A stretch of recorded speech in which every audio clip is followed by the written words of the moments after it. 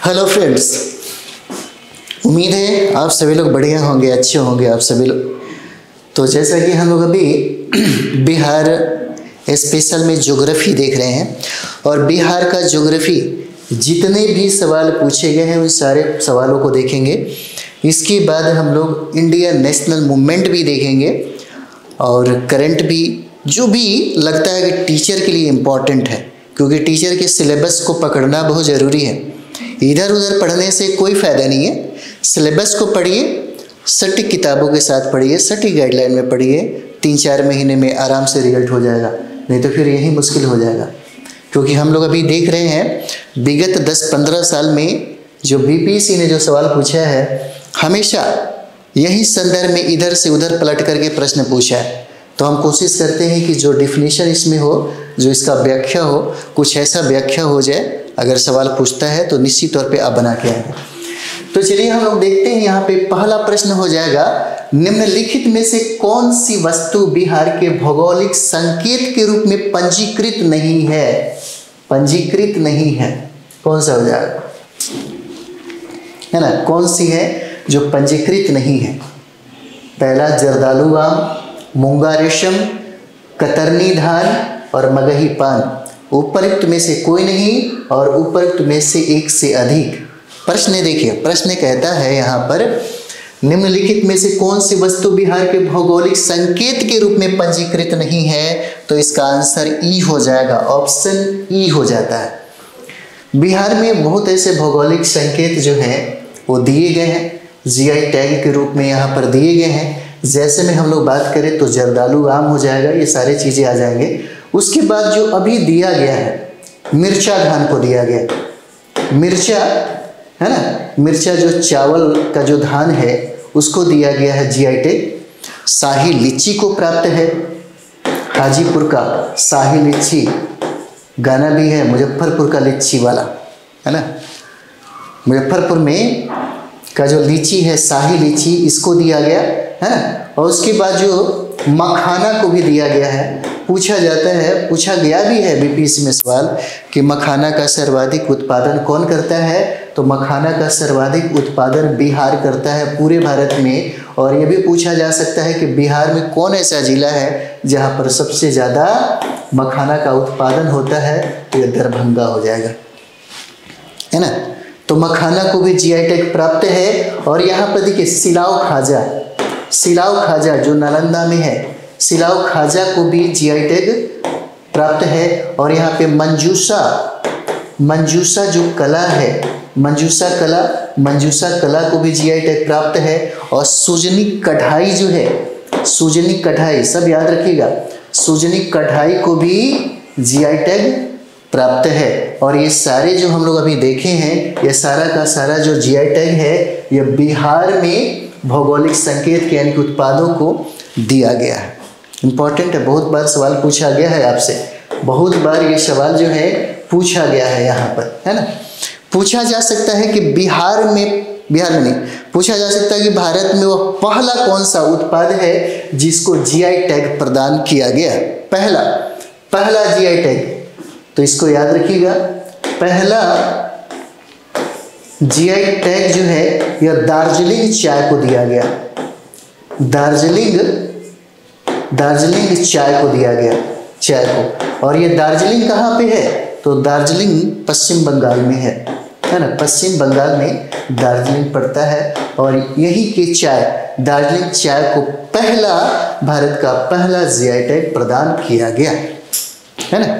चलिए आगे हम लोग बढ़ते हैं, अगला प्रश्न देखेंगे। और ये देखिए 2018 में सीडीपीयू का जब एग्जाम हुआ था उस समय ये सवाल पूछा गया, सीडीपीयू के एग्जाम में यह सवाल पूछा गया, है ना। चलिए आगे हम लोग देखते हैं, 22 नंबर सवाल है। प्रश्न देखिए, सीडीपीयू 2018 में पूछा गया सवाल है, बिहार में गंगा नदी में मिलने वाली सोन नदी का उद्गम स्थल कौन सा है? सोन नदी का उद्गम स्थल पूछा जा रहा है कि कौन सा हो जाएगा? क्या हजारीबाग का पठार है, या पलामू का पठार है, या मालवा पठार है, या यहाँ पे अमरकंटक पठार है? किसका? सोन नदी का। उपरोक्त में से कोई नहीं, उपरोक्त में से एक से अधिक। तो इसका आंसर क्या होगा? अमरकंटक हो जाता है। जैसे आप लोग नदी भी देख सकते हैं यहाँ पे, है ना। आप यहाँ पे नदी भी देख सकते हैं।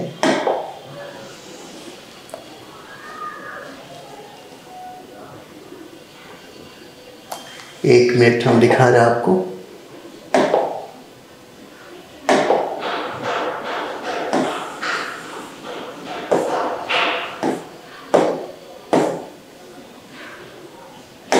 एक मिनट रुकिए, हो जाएगा।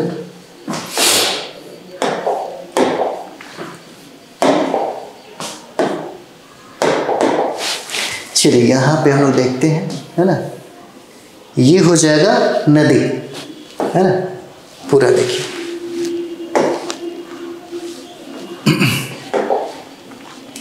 तो ये हो जाता है आपका गंगा नदी है, यही है गंगा नदी, है ना, ये जो देख रहे हैं आप गंगा नदी है। और जितना उत्तर से आकर के मिलने वाली जो नदियां हैं वो हो जाएगा घाघरा, गंडक, बूढ़ी गंडक, बागमती, है ना, कमला, कोशी, और ये महानंदी है, महानंदा है ना, महानंदा। सवाल आपसे पूछ रहा है यहाँ पर किसके बारे में, तो यहाँ पे देखिए सोन के बारे में पूछता है। और दक्षिण से मिलने वाली ये जो नदी है कर्मनाशा नदी हो जाएगा, शो नदी हो जाएगा, यह पुनपुन नदी हो जाएगा, और यह फल्गु नदी है, और यह क्यूल है, और यह अजय नदी है ना। सवाल यहाँ पर एक बार और देखिए, सवाल क्या पूछता है आपसे। सवाल पूछता है कि बिहार में गंगा नदी में मिलने वाली सोन नदी का उद्गम स्थल क्या हो जाएगा। सोन नदी का उद्गम स्थल जो है क्या हो जाएगा, है ना। तो ये देखिए उद्गम स्थल में हम लोग बात करते हैं, तो उद्गम स्थल आपका हो जाता है अमरकंटक। ये हो जाएगा आपका आंसर, अमरकंटक हो जाता है ना, अमरकंटक हो जाएगा। हो सकता है आपसे पूछे यहाँ पे कि घाघरा नदी का उद्गम स्थल कौन सा है, तो घाघरा का तिब्बत हो जाएगा, है ना, तिब्बत हो जाएगा। अगर गंडक का पूछिए उद्गम कि गंडक का उद्गम बताइए, तो गंडक का उद्गम जो है यहाँ पर नेपाल हो जाएगा, नेपाल का हिमालय का क्षेत्र, नेपाल का। बूढ़ी गंडक अगर आपसे पूछे कि बूढ़ी गंडक का उद्गम क्या है, बूढ़ी गंडक का उद्गम, तो ये सोमेश्वर की श्रेणियाँ हो जाएगा, सोमेश्वर श्रेणी। और ये सोमेश्वर श्रेणी कहाँ पे है, तो ये हो जाएगा आपको पश्चिमी चंपारण में, पश्चिम चंपारण में है, सोमेश्वर की श्रेणी हो जाएगा। अगर बागमती नदी का उद्गम पूछे, बागमती नदी का, तो बागमती नदी का उद्गम हो जाएगा यहाँ पर महाभारत श्रेणी, महाभारत श्रेणी हो जाएगा, महाभारत श्रेणी। सोन का तो समझिए अमरकंटक पठार से निकला हुआ है जो मध्य प्रदेश में है, तो बागमती हो जाएगा। हो सकता है फिर आपसे पूछ दे, कोसी की बात करें हम लोग, कोसी नदी की, जो बिहार का शोक कहलाता है, बिहार का अभिशाप कहा जाता है कोसी नदी को। और कोसी का उद्गम जो है यह गोसाईनाथ से हुआ है, गोसाईनाथ से हुआ है, पूछा जा सकता है।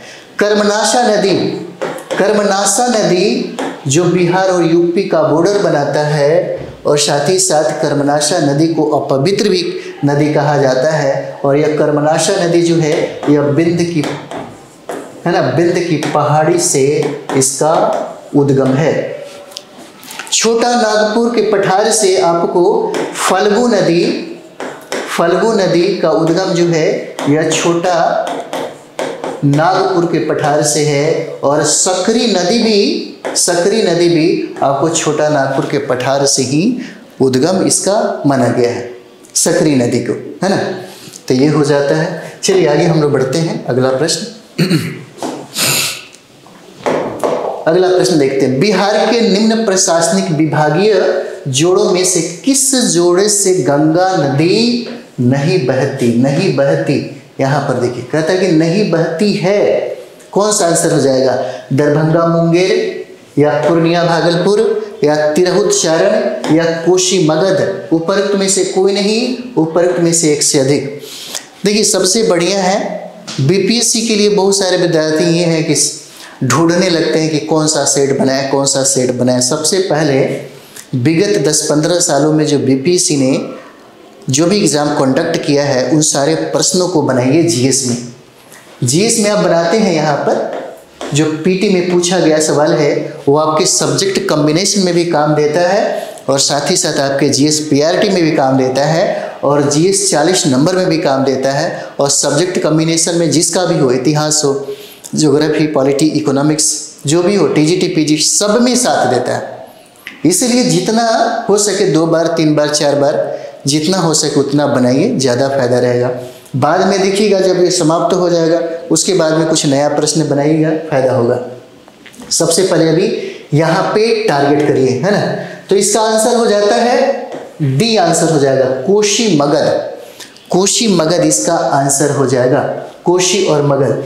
यहाँ पे अगर हम लोग बात करें गंगा नदी की, है ना, तो ये गंगा नदी जो है, ये गंगा नदी बिहार में, है ना, यहाँ पर चौसा में प्रवेश करती है। बिहार में यह चौसा में प्रवेश करती है और गंगा नदी जहाँ जहाँ से गुजरा हुआ है, यानी कि कह सकते हैं कि 12 डिस्ट्रिक्ट जो है गंगा नदी को टच करता है। 12 डिस्ट्रिक्ट जो पूछा गया सवाल है, इंपॉर्टेंट है आपके लिए, VBI है। और गंगा नदी की जो लंबाई है, यानी कि गंगा की पूरी लंबाई देखेंगे तो 2525 किलोमीटर होता है, 2525 किलोमीटर। लेकिन अगर बिहार में हम इसकी लंबाई देखें तो 445 किलोमीटर हो जाएगा, 445 किलोमीटर। पूछा गया सवाल है कि बिहार में कौन ऐसा जिला है जहाँ पे गंगा की लंबाई सर्वाधिक है, तो पटना हो जाएगा। पटना में सर्वाधिक लंबाई है, कितना किलोमीटर है, तो ये 99 किलोमीटर हो जाता है। सवाल ये भी आपसे पूछ सकता है कि पटना के बाद कौन ऐसा जिला है जहाँ पे सबसे ज़्यादा गंगा की लंबाई हो जाएगा, तो ये हो जाता है भागलपुर। भागलपुर में गंगा की लंबाई कितना है, तो ये 97 किलोमीटर हो जाएगा, है ना, 97 किलोमीटर हो जाता है। ठीक है, चलिए आगे हम लोग बढ़ते हैं। अगला प्रश्न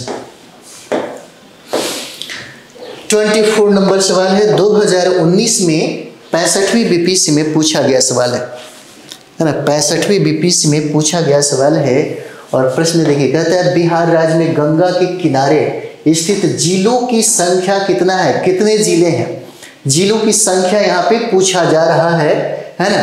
क्या 21 जिले हैं, या यहाँ पे 17 जिले हैं, या 12 जिले हैं, या 6 जिले हैं। उपरोक्त में से कोई नहीं और एक से अधिक। 2019 के एग्जाम में हुआ था बीपीएससी का प्री का एग्जाम, उस समय यह सवाल पूछा गया है। तो इसका आंसर क्या हो जाएगा, सी आंसर हो जाता है, सी आंसर। कौन कौन सा जिला है, 12 जिला। तो यहाँ पे देखिए ये हो जाएगा आपका बक्सर, भोजपुर, याद रखिएगा तो ज़्यादा फायदा होगा, भोजपुर, सारण, उसके बाद पटना, पटना के बाद वैशाली, समस्तीपुर, समस्तीपुर, है ना, बेगूसराय, है ना, समस्तीपुर, बेगूसराय। उसके बाद मुंगेर के बाद खगड़िया, और खगड़िया के बाद कटिहार, है ना, कटिहार। और कटिहार के बाद क्या है, तो लखीसराय है, लखीसराय हो जाता है। कितना हो गया, 1 2 3 4 5 6 7 8 9 10 11, क्या भागलपुर हो गया, हाँ ये हो जाएगा, एक भागलपुर हो जाता है ना, 12 हो गया। ठीक है, तो ये 12 डिस्ट्रिक्ट के किनारे हैं। जिलों की संख्या बहुत इंपॉर्टेंट है। बिहार राज्य में गंगा के किनारे स्थित जिलों की संख्या कितना, 12। बक्सर, भोजपुर, सारण, पटना, वैशाली, समस्तीपुर, बेगूसराय, लखीसराय, है ना, भागलपुर, कटिहार, खगड़िया, मुंगेर। जिला याद रहेगा, मैप में देख लीजिए, मैप को गंदा करिए, ज़्यादा फायदा होगा आपको, है ना। चलिए 25 नंबर सवाल हम लोग देखेंगे। बिहार के किस जिले में गंगा नदी सबसे लंबी है। देखिए प्रश्न पूछा गया है कब, 65वीं बीपीएससी में, और ये 2019 में प्री का एग्जाम हुआ था तब पूछा हुआ है ना। बिहार के किस जिले में गंगा नदी की सबसे ज़्यादा लंबाई है। इधर उधर पढ़ने से अच्छा है कि सिर्फ यही सब चीज़ें एक बार बना लीजिए, फिर देखिए स्कोर आपका बहुत बढ़िया हो जाएगा। क्या भागलपुर हो जाएगा, कटिहार, बेगूसराय, पटना, उपरोक्त में से कोई नहीं, एक से अधिक, कौन सा आंसर हो जाएगा, तो आंसर देखिए, इसका आंसर हो जाता है सी, आंसर हो जाएगा 25 का सी। गंगा का जो उद्गम है, इस गंगा नदी का उद्गम गंगोत्री है ना। गंगोत्री जो उत्तराखंड में है, यहाँ से इसका उद्गम है गंगोत्री से, है ना। और यहाँ पे जो बिहार में जो प्रवेश करती है, जैसे हम लोग थोड़ा सा ये भी देख लें, चलिए यहाँ पर अगर हम लोग देखेंगे इसको, है ना, तो ये देखिए, ये जो गंगा है, इस गंगा की लंबाई यहाँ पर 445 किलोमीटर है और यह चौसा में प्रवेश करती है। बिहार में अगर पूछे कि कहाँ से प्रवेश करती है, तो यह चौसा से प्रवेश करती है गंगा। और गंगा का उद्गम कहाँ से है, तो उत्तराखंड के गंगोत्री से है।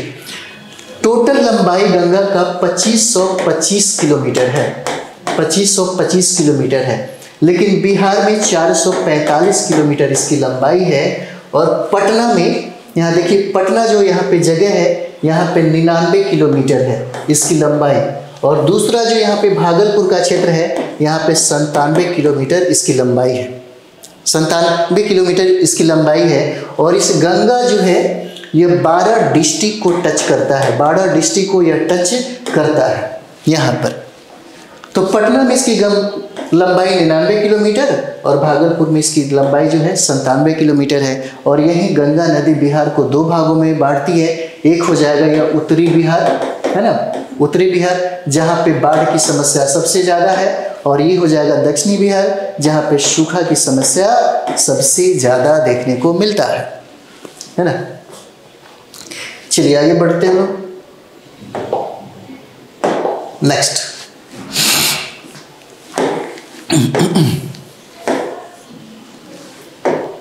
नेक्स्ट हो जाएगा 26 नंबर। बिहार में प्रवाहित होने वाली निम्न नदियों में से उत्तर की ओर प्रवाहित होने वाली कौन सी नदी है। देखिए, अफवाह तंत्र हम आपको बोलते हैं। अफवाह तंत्र बहुत इंपॉर्टेंट टॉपिक है। अफवाह तंत्र यानी कि बिहार में नदी पढ़ लीजिएगा तो नदी से एक भी प्रश्न आपका नहीं छूटेगा, इसकी गारंटी है। और हमेशा प्रश्न पूछा जाता है, हमेशा जो प्रश्न है पूछा जाता है, बिहार में प्रवाहित होने वाली निम्न नदियों में से उत्तर की ओर प्रवाहित होने वाली नदी, उत्तर की ओर प्रवाहित होने वाली कौन सी नदी है। 26 नंबर क्या हो जाएगा, बागमती, कमला, गंडक, कोसी। उपरोक्त में से कोई नहीं, उपरोक्त में से एक से अधिक हो जाएगा। आंसर क्या है इसका, आंसर इसका हो जाता है ई, आंसर हो जाएगा, है ना। उत्तर की ओर क्या कह रहा है, उत्तर की ओर प्रवाहित होने वाली नदी, है ना, उत्तर की ओर प्रवाहित होने वाली नदी, इस तरह से। चलिए नेक्स्ट हम लोग देखते हैं। नदी हम आपको करा ही देते हैं एकदम पूरा नदी, जहां से प्रश्न छूटे ही नहीं। बिहार का शोक किस नदी को कहा जाता है, बिहार का शोक। और ये देखिए 2022 में 67वीं बीपीएससी का एग्जाम हुआ था, तो पूछा गया सवाल है 2022 में, बिहार का शोक किस नदी को कहा जाता है। घाघरा को या गंगा को, कोसी को, सोन को। उपरोक्त में से कोई नहीं, उपरोक्त में से एक से अधिक कौन सा हो जाएगा, तो यहाँ पर देखिए इसका आंसर सी हो जाएगा, कोसी। कोसी को सप्त कौशिकी भी कहा जाता है, कोसी को सप्त कौशिकी भी कहा जाता है। किसको, कोसी को कहा जाता है। और यहाँ से उद्गम भी होता है, कोसी का उद्गम क्षेत्र भी है यहाँ पर। और कोसी को बार बार मार्ग बदलने के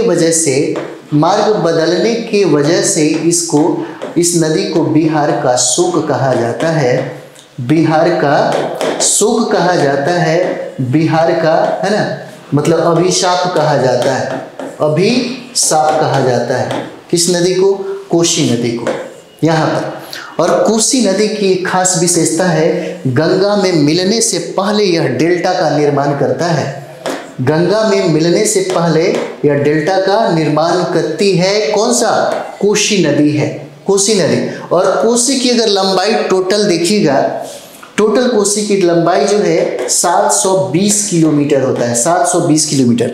लेकिन बिहार में इसकी लंबाई जो है, किसका, कोसी का, बिहार में इसकी लंबाई बिहार में 260 किलोमीटर है, 260 किलोमीटर है। और कोसी जहां गंगा में आकर विलीन हो जाती है, संगम करती है, यहाँ पर वह क्षेत्र होता है कुरुशेला कहा जाता है, कुरुशेला में। और यह भी सवाल पूछा गया है ना, यह भी सवाल जो है पूछा गया है कि कहाँ संगम करती है, तो कुरुशेला में जो भेबियाई है, बहुत ही ज़्यादा भेबियाई है ना। कोशी का उद्गम सप्तकोशिकी हो जाएगा, इसको शदानीरा भी कहा जाता है ना। यहाँ पे हमेशा ये नदी जो है थोड़ा ज़्यादा खतरनाक हो जाती है, क्योंकि हमेशा मार्ग बदलते रहता है, मार्ग बदलते रहने की वजह से बिहार का शोक कहा जाता है, अभिशाप कहा जाता है। और यह गंगा में प्रवेश यानी कि गंगा में मिलने से पहले यह डेल्टा का निर्माण करती है, और गंगा में जहाँ मिलती है उसका जगह का नाम है कुरुशेला पूछा जाता है।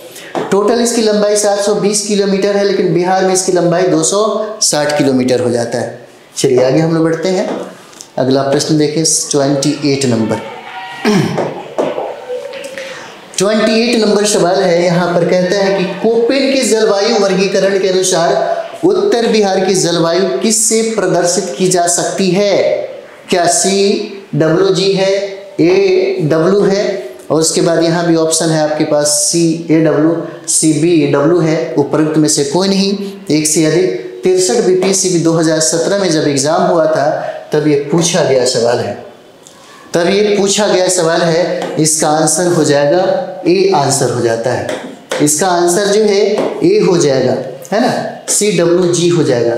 अगर हम लोग यहाँ पर बात करें तो देखिए क्षेत्रीय विषमता के आधार पर जलवायु प्रदेश जो है 4 भागों में बांटा गया इसको। जैसे में हम लोग अगर बात करें यहाँ पे तो देखिए दक्षिण पूर्वी हिस्से में ही CWG जो है इसका प्रभाव जो है यहाँ पर दिखता है। कहाँ पे? तो बिहार के दक्षिण पूर्वी हिस्से में, दक्षिण पूर्वी हिस्से में दिखता है। और सवाल क्या है? कोपेन के जलवायु वर्गीकरण के अनुसार पूछा जाता है, इसलिए इसका आंसर क्या हो जाएगा? ए हो जाएगा। और दक्षिण पूर्वी हिस्से की अगर हम लोग बात करें यहाँ पे तो उष्ण कटिबंधीय सवाना जो क्षेत्र जो है यहाँ पे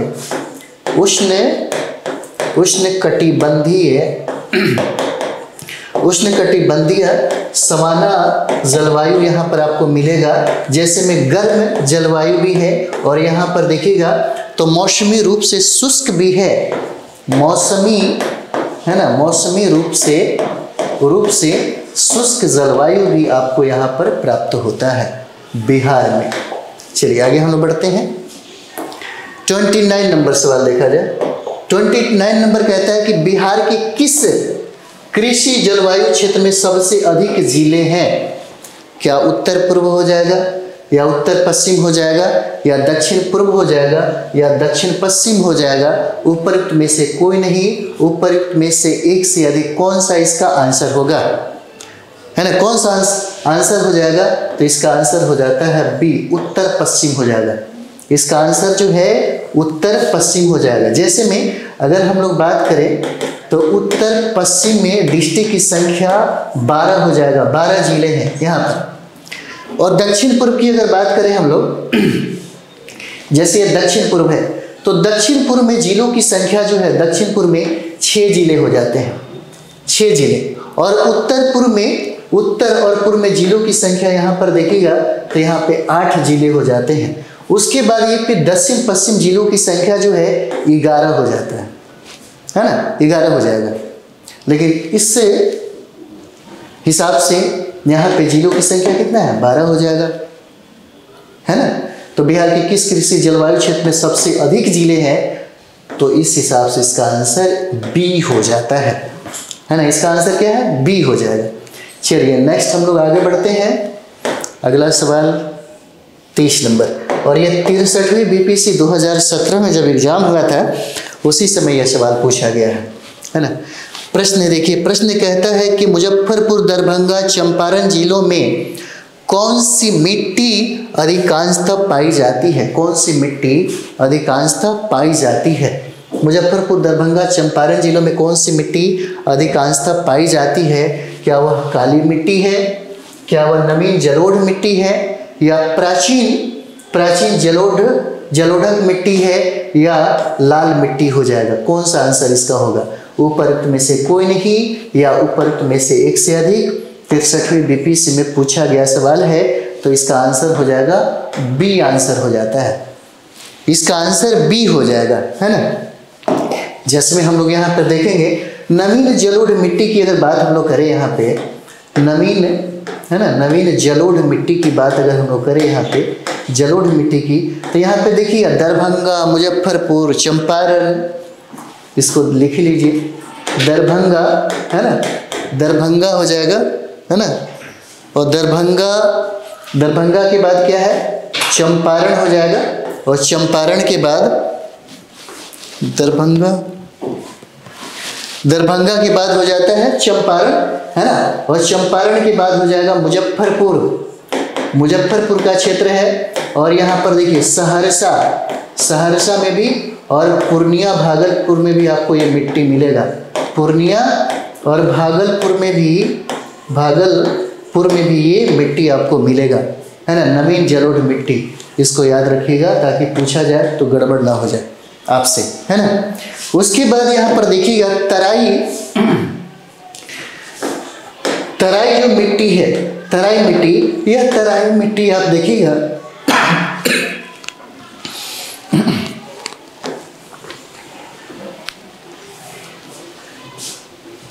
जैसे मानते हैं हम लोग बिहार का मैप यहाँ पे देखें है ना, तो ये यहाँ पे पश्चिमी चंपारण से लेकर के जो किशनगंज का जो क्षेत्र है ना, ये किशनगंज का जो क्षेत्र है, पश्चिमी चंपारण से जो पट्टी जो आपको दिख रहा है, पश्चिमी चंपारण से लेकर के जो ये पट्टी आपको दिख रहा है, यही तराई मिट्टी का क्षेत्र हो जाता है, यही जो है तराई मिट्टी का क्षेत्र हो जाता है यहाँ पर है ना।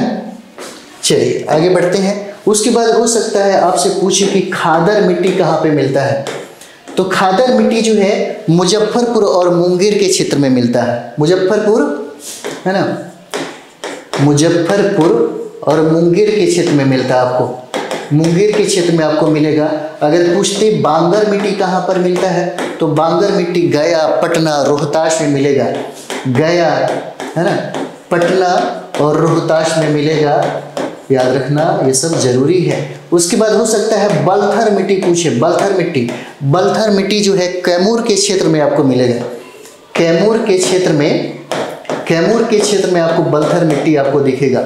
हो सकता है कि आपसे बालसुंदरी मिट्टी के बारे में भी पूछ दे, तो ये जो बालसुंदरी मिट्टी है ना, बालसुंदरी मिट्टी जिससे बालू की मात्रा सर्वाधिक होता है, वह मिलेगा आपको सहरसा में, वह आपको सहरसा में मिलेगा और चंपारण में मिलेगा, चंपारण में, और चंपारण के बाद पूर्णिया है ना, और पूर्णिया के बाद आपको मुजफ्फरपुर में भी यह मिट्टी प्राप्त होता है, बालसुंदरी मिट्टी है ना। तो ये हो जाता है आप लोगों का, ये हम लोग यहीं पे इसको समाप्त करते हैं। फिर इसके बाद अभी बहुत सारा प्रश्न है जो हम लोग इसको सारा का सारा प्रश्न जो है इसी तरह देख लें, ताकि बहुत ज़्यादा फ़ायदा मिलेगा आपको, और इस तरह से हमेशा फ़ायदा मिला है ना। तो चलिए हम लोग नेक्स्ट वीडियो मिलते हैं। थैंक यू वेरी मच आप सभी लोग।